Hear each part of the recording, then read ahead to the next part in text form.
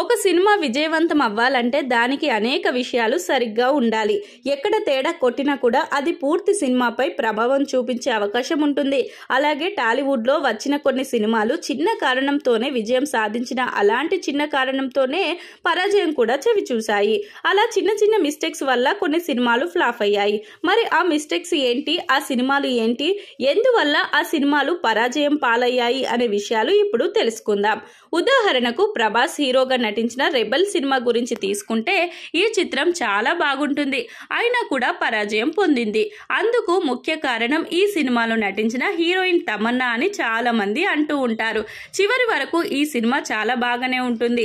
అయితే క్లైమాక్స్ లో తమన్నా చేసిన ఓవర్ యాక్షన్ కారణంగానే ఈ చిత్రం పూర్తిగా తేడా కొట్టింది. ఈ ఒక్క మిస్టేక్ చేయకుండా ఉంటే రెబెల్ సినిమా ఖచ్చితంగా పెద్ద విజయం సాధించి ఉండేది.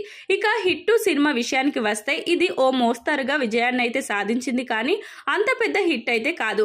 అందుకు గల కారణం ఈ సినిమాలో విలన్ గా తీసుకున్న సుహాస్ అని చెప్పక తప్పదు. ఇందులో విలన్ గా సుహాస్ కాకుండా మరి ఎవరు నటించినా కూడా హిట్ ఖచ్చితంగా పెద్ద విజయం సాధించేది.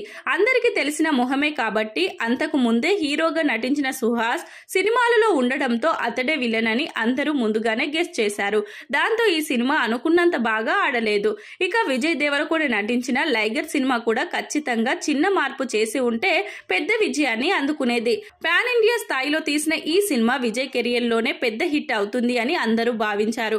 కానీ ఈ సినిమా మొదట భాగమంతా బాగానే ఉంటుంది, కానీ చివరికి క్లైమాక్స్ కి వచ్చేసరికి కాస్త పొడిగా మారిపోయింది. అందువల్ల ఈ సినిమా సరిగ్గా ఆడలేదు. క్లైమాక్స్ లో మంచి ఎపిసోడ్ ఉంటే ఖచ్చితంగా పెద్ద విజయం సాధించి ఉండేది.